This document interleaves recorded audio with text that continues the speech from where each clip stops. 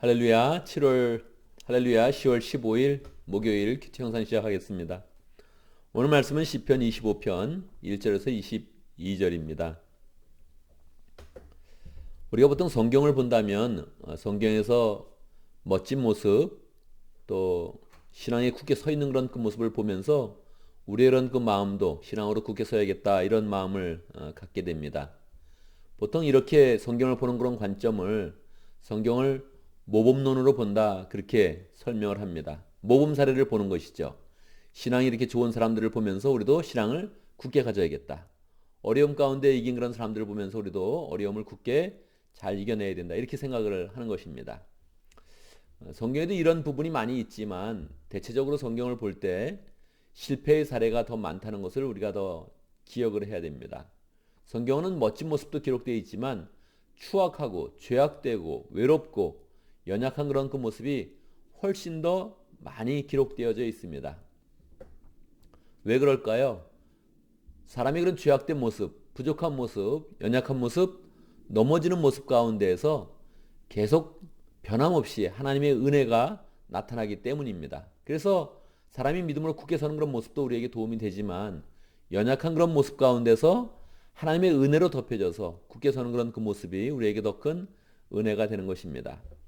사실 다윗은 예수님을 상징하는 그런 인물입니다.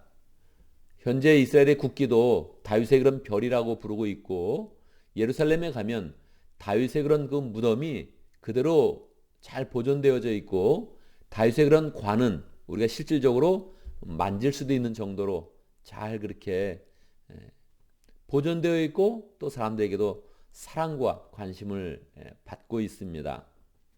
오늘 다윗이 쓴 그런 시편 25편은 구조적으로 볼 때 답관체라고 부릅니다. 답관체는 히브리어의 알파벳 22개의 그런 알파벳을 처음부터 마지막까지 일률적으로 배열하고 그 알파벳의 그런 순서를 첫 글자로 하여서 시를 쓴 것을 보통 답관체다, 그렇게 이야기를 합니다. 그러니까 구조적으로 볼 때는 굉장히 정교하게 기록이 된 것입니다.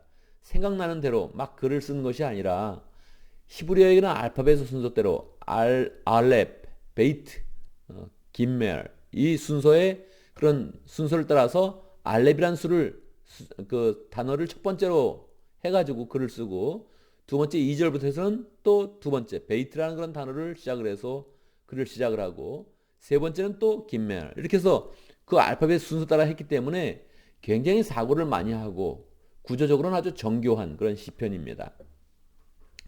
그런데 내용적으로 보면 우리는 조금 이상함을 느끼게 되는 것입니다.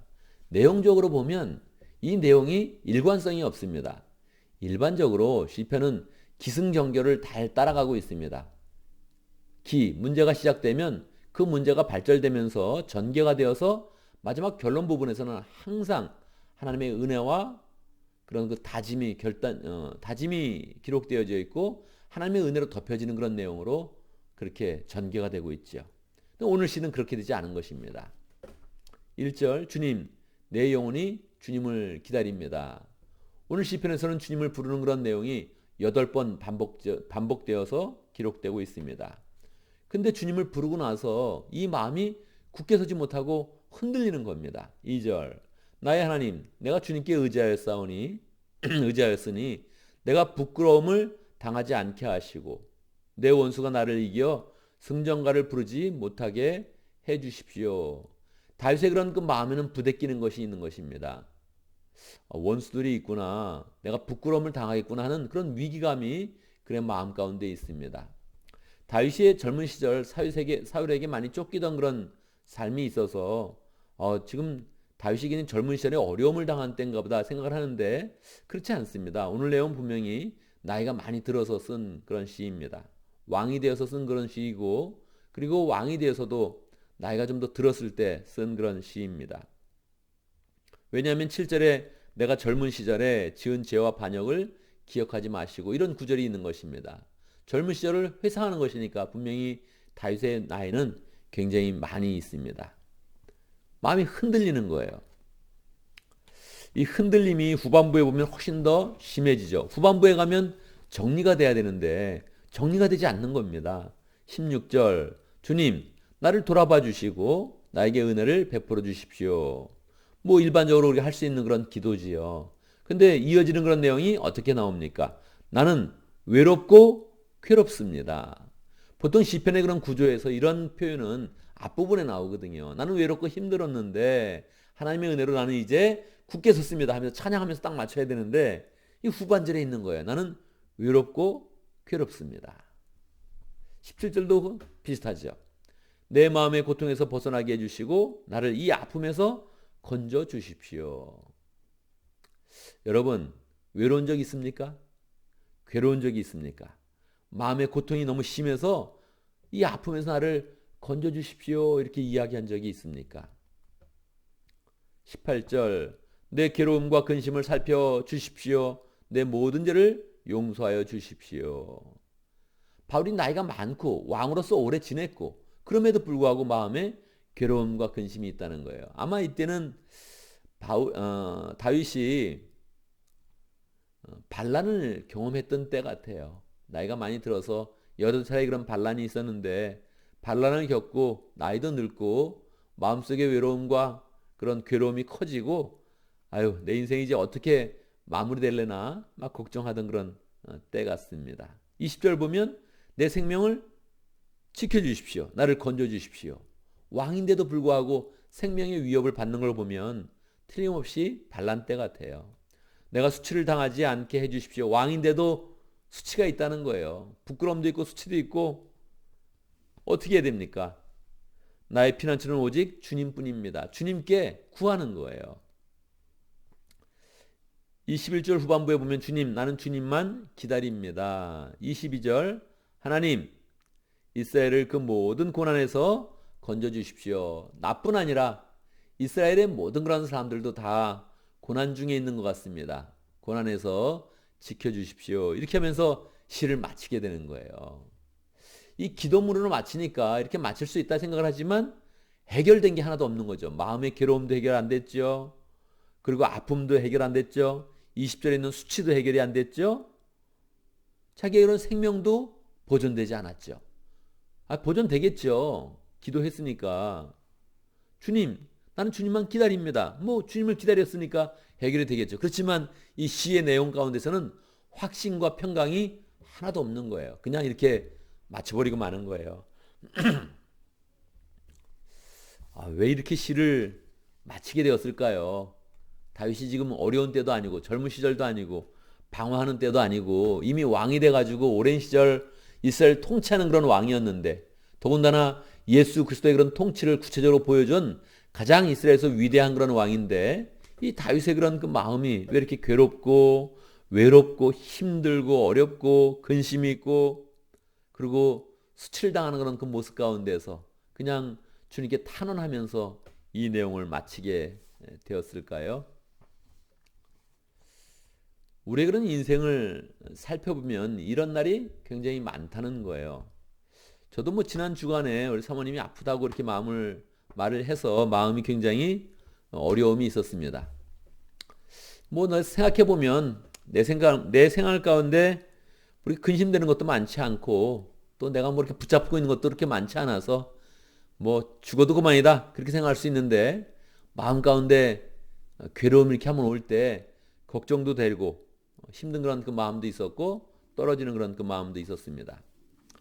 평소 같으면 하나님이 고쳐주시지 이렇게 확신 있게 굳게 설 수 있었는데 지난 한 주간은 그렇게 확신 가운데 있기보다 그냥 내 인생이 어렵게 느껴졌고 또 외롭게도 느껴졌고 괴롭게도 느껴졌습니다. 우리 인생 가운데 이렇게 수시로 찾아오는 외로움과 괴로움과 근심이 있다는 거예요. 이러한 모습 가운데서 우리가 붙잡아야 될 것은 물론 주님입니다. 주님도 우리가 그렇게 할 때마다 은혜를 주시고 함께 해주시죠. 4절에 보면 주님의 길을 나에게 보여주시고 내가 마땅히 가야 할 그 길을 가르쳐 주십시오. 몰라서 구하는 건 아니잖아요. 다윗이 정확히 율법을 가지고 있었고 그 마음에 하나님을 믿고 있잖아요. 5절을 보면 주님은 내 구원의 하나님이시니 주님의 진리로 나를 지도하시고 가르쳐 주십시오. 지금 다윗이 젊은 날이 아닌데 나이가 많았는데 이렇게 계속 주님의 진리로 가르쳐 주십시오 하고 그렇게 말하는 것은 다윗의 그런 그 마음이 굉장히 흔들리고 있다는 것을 보여주고 있는 것입니다. 그런데 이렇게 다윗의 흔들리는 그런 모습은 이상하다 이렇게 보는 것이 아니라 우리의 인생 가운데 우리도 정말 흔들릴 때가 많이 있지. 우리도 괴로울 때가 많이 있지. 외롭고 근심에 쌓일 때가 많이 있지. 참 다윗의 진정성이 보인다. 이렇게 보는 것이 좋습니다. 진정성, 항상 거룩한 것도 아니고 항상 믿음이 충만한 것도 아니고 항상 성령이 충만한 것도 아니고 인생 가운데서는 충만함보다 흔들리는 때가 많다는 것입니다. 다윗은 그것을 관통하는 그런 가운데 인생을 관통하는 그런 가운데 자기의 마음을 진정성 있게 다 표현하는 것입니다. 오늘 우리는 다윗의 그런 고백을 보면서 그래 우리의 인생에서도 흔들리는 때가 많이 있지. 나는 괜찮아. 나는 확신해. 저는 그런 사람을 믿지 않습니다. 저는 늘 성령 충만해요. 절대 그 사람 믿지 않습니다. 그런 사람은 세상에 없습니다. 그냥 그런 척하는 것이지 사람이 늘 성령 충만할 수가 없는 거예요. 오늘의 말씀은 우리의 인생의 진정성을 그대로 보여줍니다. 다윗이 흔들린다고 하나님을 떠난 것은 아니에요. 다윗이 흔들린다고 말씀에 벗어난 것도 아니에요. 그럼에도 불구하고 인생은 흔들림과 근심과 수치와 괴로움이 계속 엄습하고 있다는 거예요. 그 느낌을 그대로 표현하면서 그래도 주님을 바라봅니다. 그래서 오늘 말씀 중에 8번이나 하나님을 계속 부르고 있지 않습니까? 주님, 주님, 나의 하나님, 다시 주님, 주님 그러면서 마지막까지도 주님을 부르면서 오늘 시편을 마치고 있는 것입니다. 그래서 우리도 우리 인생 가운데 흔들림이 있거나 외로움이 있거나 괴로움이 있거나 근심이 있거나 수치가 있을 때 당황하지 말고 그래 인생은 그런 것이다 이렇게 받아들이면서 결국은 우리가 약할 때마다 강함을 주시고 우리가 외로울 때마다 은혜를 주시고 평강을 주시고 괴로울 때마다 도리어 위로하시고 격려하시는 하나님의 은혜를 소망하면서 실제적으로 우리의 그런 삶 가운데 위로로 찾아오시고 격려로 찾아오시고 결국은 축복으로 찾아오시는 그 하나님을 풍성히 만나는 그런 삶을 살아야겠습니다. 오늘 말씀 가운데 우리는 또다시 기도 제목을 붙잡습니다. 우리의 인생 가운데 흔들릴 때에도 주님을 바라보고 주님의 진리로 온전해질 수 있도록 우리 인생 가운데 흔들리고 괴롭고 외로운 것을 이상하게 받아들이지 말고 정말 이것이 인생이다 이렇게 받아들이면서 나는 괜찮아 늘 그렇게 자신하는 사람 더 나락으로 떨어질 것입니다. 인생을 너무 자신하지도 말고 그냥 연약함을 주님께 고백하면서 다윗이 오늘 시편에서 8번이나 하나님을 불렀던 것처럼 우리도 늘 하나님을 찾으면서 주님의 진리 가운데 온전히 설 수 있도록 함께 기도해야겠습니다. 오늘도 목장을 위해서 기도합니다. 우리 아마존 목장의 정준우 목자님, 이자희 목녀님 지난주에 첫 번째 목장 모임을 가졌습니다. 얼마나 떨리는 그런 마음도 있었고 얼마나 설레는 그런 마음도 있었겠습니까?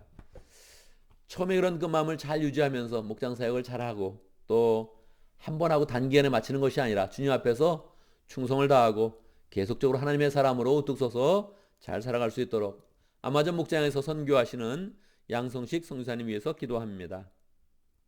우리 교회를 위해서 기도하는데 우리 새가족반을 위해서 기도하겠습니다. 새가족반이 지난 8월 달까지 하고서 지금 멈춰졌습니다. 하나님께서 우리에게 새로운 사람을 구체적으로 보내주시고 그리고 또 새가족반을 통해서 세례받는 사람이 새롭게 나올 수 있도록 정말 시스템으로 잘 돌아가야 됩니다. 목장에 있는 그런 VIP가 새가족번호로 잘 인도가 돼야 됩니다.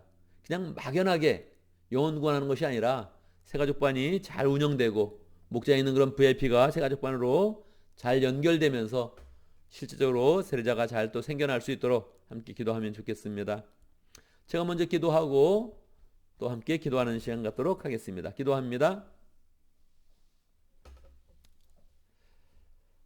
주님의 이름을 높이 부릅니다. 우리의 구원자이신 주님, 우리가 외로울 때도 괴로울 때도 우리가 흔들릴 때에도 우리가 수치를 당할 때에도 우리를 그냥 두지 않으시고 찾아오셔서 하나님의 구원을 풍성히 나타내시는 하나님의 은혜와 사랑을 찬양합니다. 하나님, 우리는 늘 굳건하게 서 있는 것 같은데 흔들리는 인생입니다. 하나님, 이 모든 그런 삶을 그대로 주님 앞에 고백하며 주님의 이름을 부르오니 하나님께서 늘 함께 하시고 역사하시고 인도하여 주옵소서. 오늘의 삶이 그러합니다. 요즘의 삶이 그러합니다. 하나님, 우리의 그런 삶이 굳건하게 서 있는 것 같은데 최근의 그런 삶에도, 오늘의 그런 삶에도 우리는 흔들리는 일을 만나고 외롭고 괴로운 일을 만납니다. 항상 주님의 이름을 부를 때마다 새롭게 외로운 마음이 풍성한 그런 마음으로, 괴로운 마음이 하나님의 그런 축복으로 다 채워질 수 있도록 기쁨의 마음, 즐거운 마음으로 풍성하게 채워질 수 있도록 역사하여 주시옵소서. 특별히 하나님께서 우리에게 목장을 주셨는데 하나님, 우리의 그런 그 마음들이 믿음의 가족을 만드는 그런 가운데, 믿음의 가족의 위로를 듣는 그런 가운데 회복될 수 있도록 역사하시고 굳건하게 설 수 있도록 축복하여 주시옵소서. 아마존 목장에 분가하여서 첫 번째 목장 모임을 가졌습니다. 축복하여 주시옵소서. 정준우 목자님, 이자희 목녀님, 또 첫사랑이라는 그 마음으로 목장을 잘 섬기고 있는데 주님께서 함께해 주시고 매주마다 하나님의 은혜가 가득한 그런 목장 모임 잘 또 경영할 수 있도록 축복하여 주시옵소서. 섬길 때마다 목원들의 마음도 풍성해지고 하나님의 사람으로 변화될 수 있도록 역사하여 주시옵소서. 양성식 선교사님, 아마존에서 그 사역을 잘 감당하고 계십니다. 역사해 주시고 많은 열매를 하나님께 영광 누릴 때마다 하나님께서 필요한 것들을 공급하여 주시고 하나님의 사람들을 세워 주시옵소서. 하나님 아버지, 우리 교회가 새가족반이 잘 운영될 수 있도록 역사해 주시옵소서. 우리의 그런 사역이 막연하게 하는 것이 아니라 구체적으로 사역하고 VIP를 위해서 구체적으로 인도하고 하나님 새가족반으로 잘 인도되어서 우리 교회 또 세례받는 그런 사람들이 나오게 하시고 영혼 구원하여 제자 삼는 그런 삶이 구체적으로 잘 이루어질 수 있도록 축복하여 주옵소서. 하나님 아버지, 오늘 목요일을 맞이했습니다. 우리의 그런 삶 가운데 함께 하시고 우리가 감당해야 되는 모든 일들을 잘 감당할 수 있도록 역사하시고 우리의 힘으로 하는 것이 아니라 하나님의 능력과 지혜로 잘 감당할 수 있도록 역사하여 주옵소서. 우리의 마음에 품은 그런 소원들이 하나님의 도우심과 은혜 가운데 다 성취될 수 있도록 역사해 주시고 죄악의 길을 막아주시고 악한 그런 생각들을 다 막아주시고 우리의 마음에 주님의 평강과 은혜의 그런 그 마음이 풍성하도록 역사하여 주옵소서. 예수님의 이름으로 기도드리옵나이다. 아멘.